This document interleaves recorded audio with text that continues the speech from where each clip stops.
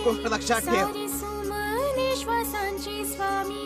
ज्या घराला लक्ष्मीची किंमत कळते त्याच घरात नारायण येतो.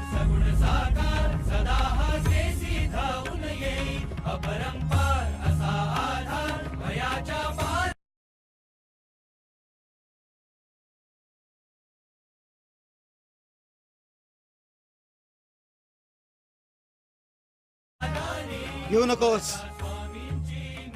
मी तुझ्या पाठीशी.